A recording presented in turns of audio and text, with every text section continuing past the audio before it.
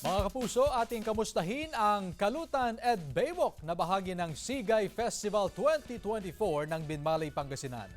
Magbabalita doon, live, si Joan Punsoy. Joan?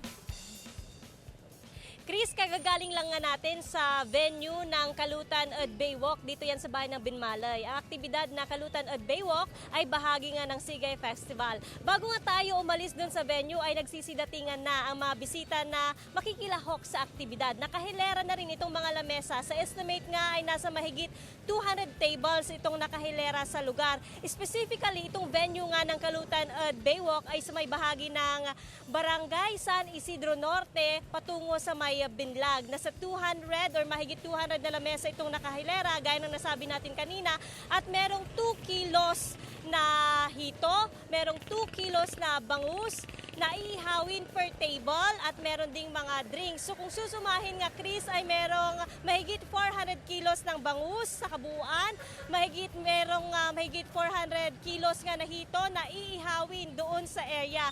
Ito raw yung second year na sinelebrate nga itong kalutan sa may Baywalk dahil gustong i-showcase ng LGU itong ganda ng Binmalay Beach at the same time nga ay i-showcase din itong product ng mga Binmalinians na nabanggit natin ng mga isda, itong hito nga at saka bangus. Dahil alam naman natin dito sa Binmalay, ang livelihood nga ng mga residente rito ay itong pag-aalaga ng hito at bangus. Kaya masarap daw talaga itong inihanda nila sa mga bisita na magtutungo dun sa lugar. Nasa mahigit 3 kilometers nga itong stretch ng mga inihilerang tables dun sa area at expected daw na mahigit 3,000 itong crowd na dadalo. Meron ding banda sa area o sa venue. Chris? Maraming salamat, Joan Punsoy.